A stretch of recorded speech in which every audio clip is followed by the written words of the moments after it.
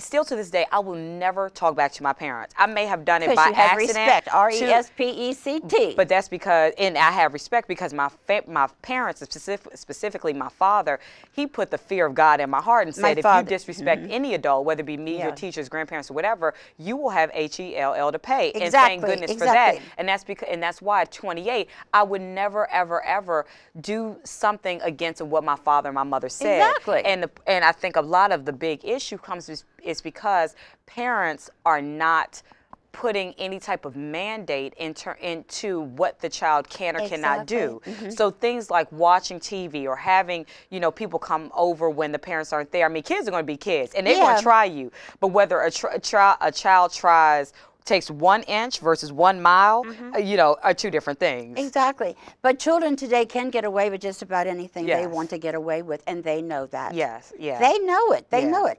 But I have, like I said, a great niece. She's 8 years old, and she knows right from wrong. And she says, Aunt Rose, you're not supposed to ever do anything that your mom and dad tells you not to do. And I said, always use that concept. Think about that all the time, and make sure you follow that route. And it's just, it makes me so disgusted when I hear these things. Yeah. And I don't even hear them, I see them. The kids aren't listening to what mom and dad have to say. Yeah, they're not. They're not. I mean, you have a husband and a wife, or maybe you're just a mom or dad raising your child, but you work all day. You've got somebody giving you a bunch of SHIT all day. You can't wait to get home to maybe have that can of beer, or that drink, or that glass of wine, and you go into the house and you have the persona. Your child is going to sense, well, daddy's had a bad day. I better go off in my room. Or mom's had a bad day. I better go off in my room and, amuse myself. Right. But we always, when mom and dad came home, you all sit down. What did you do today? How was your day? Did you listen to them? Because when we took Catholic, we listened to the nuns, blah, blah, blah. Right. But today, I'm going to get a lot of bad, vibes on this, but you can't put always down the parents because they can't be everywhere. Well, that's true, and I totally agree with you. You're right; they cannot be everywhere, and especially when you're dealing with your lower income parents that are working class and they're trying to work, and then the kids are coming home. I mean, it's very, very hard, and I totally agree with you on that. And I do think at that point we have to be somewhat creative.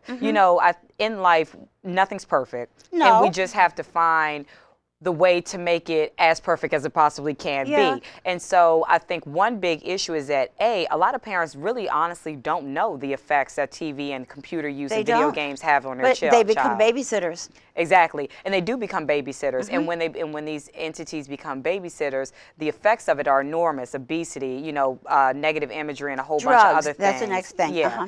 But I think that, parents have to be informed, and once they are informed, they can be creative, like maybe get with a friend who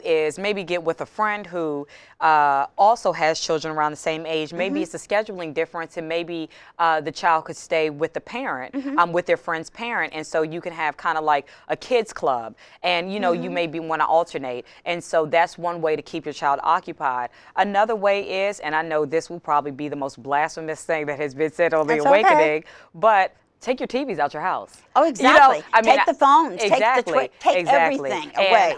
And maybe I don't know, but maybe there is a programming thing. I know they do have different programming applications for parents to help parents monitor what their kids watch. But use things like that to be able to shut on the TV, shut off the TV at a certain time, block different channels and stations. Or even, why don't you think about going back to regular TV? I do think that we have gotten to a point as a society where we see these want-based things, these things that are truly desires, TVs, radios, on and on, computers, video games, and we think that they're needs. And because we think that they're needs, they then take a need basis. Only 3 things we need are food, shelter, and water. Yes. And so we need God in our hearts too. And God too, of course. Yes, that goes beyond the list. Right. But then when you're adding the TV and various other things as a need, you then block yourself to the potential of what your child can do. So for example, and what your child can be monitored, the ways in which your child can be monitored. Different things like, especially if you have a young child, my friend does this well, and it's very time consuming, but taking time to teach your kids how to read. you know, Yes. teacher, and just exposing them to reading so that when they come home, you give them reading logs, many of which are provided by school, so the parents do have to do nothing but check the log at the end of the night.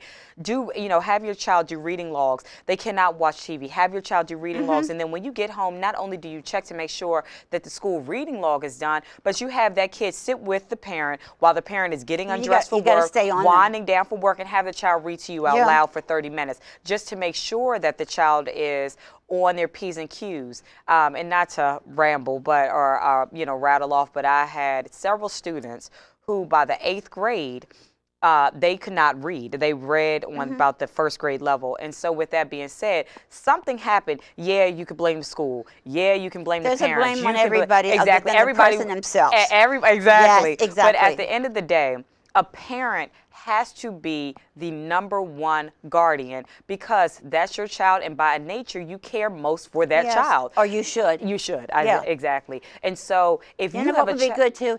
Put one of those little hidden cameras in a couple of the rooms. You know, and those things work. You know, and I know a lot of parents say, I do oh, too. no, you know, we can't do that because that violates the child's privacy. You have privacy when you're a rent or mortgage paying member of that household. You have no privacy. Well, at least that's what my parents say. No, you're there. You door shut, you're not. Exactly. What are you privacy doing? Privacy is an adult concept. Yes, and privacy. I think we're giving children way too much of an adult authority. We're giving them too much freedom. Way too much freedom. Exactly. You know, and as my grandmother says, who's now 98, love her, but she's 98 years old. She knows a lot. You better listen to her. I'm blessed. I have a 90-year-old grandmother, a 93-year-old grandfather who's that's wonderful. Taught himself how to use a computer. He's married to an older woman, huh? Younger woman. No, different. The 98-year-old is my father's mother. The 93-year-old is my mother's father. And then my grandmother, she is 86. Oh, that's wonderful. You know, my mother's longevity mother. in the family. Very much so. But one thing my 98-year-old grandmother always says is, Milan, I used to keep my kids under their dress tail, under my dress tail. Now the kids can do whatever they want, but back in the day, I would keep those kids under my dress tail. But you know what? Her keeping my mother, my grandfather, and my uncle and my aunt under her dress tail was really the thing that separated them from being the ones who, you know, withered away in their neighborhood and never made it out, to being the people that have their MBAs and have traveled the world and who have then cultivated a great second generation. But what I'm very, very worried about, Milan, is the fact is HPV, the human papillomavirus, as well as HIV. And I work with a lot of girls who already have HPV. So there's a lot of free sex and unprotected sex. Yes. I tell these girls, why do you have to give away your body? Well, I believe I have to give away my body because he won't like me if I don't. Who gives a rat's booty if you don't like me? You know, they need more self-esteem. And that's why I work with a lot of girls. Yeah. They deserve to be worked with. And they bring in innocent babies into this world. And their parents who let them do what they wanted to do are raising the baby. Yeah. I mean, it's a very karmic based cycle. It's you know, and nobody, I should say everybody's to blame, because it's an interlocking cycle of problems. You know, the TV, you know, presents these images. The parents allow the images to come in the household. The music does the same. Music does the exact same thing. Exactly. Then you have your bystanders in society, whether it be teachers or just random people in the subway that don't check these kids when they say something. Nobody's job is easy, and nobody's at full blame, but everybody is to blame, and everybody has a piece in it. And so to get back to your point with these sexually transmitted diseases, but nobody has a perfect child. I'm not trying to tell our viewers. Oh no. And I don't think all parents are wrong. These kids are human, just like I am. Yes, and so are the and parents. I've done a lot of mischief too. But, well, but I don't want to hear that. But one good thing about one good thing about every kid is going to go through a period of experimentation. Yes. But one thing, and I think the determining factor as to how far that kid goes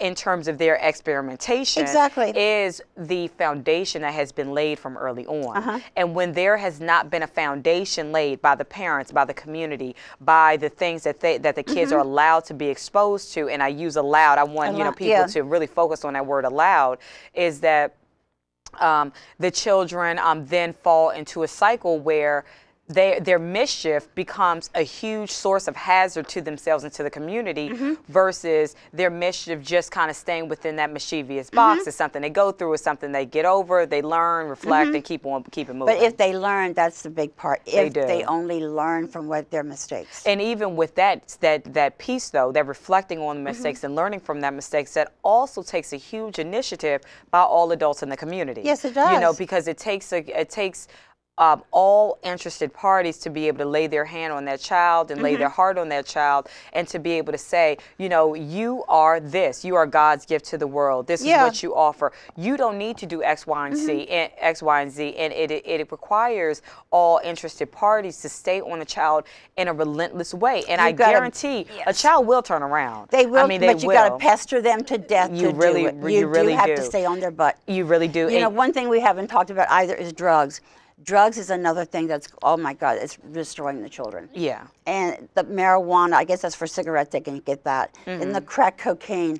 And we are losing more children to the drugs and the alcohol because of the car crashes. Yeah. Yep. Yes. Have you heard a lot on TV lately where 3 and 4 kids are killed on a weekend? A lot.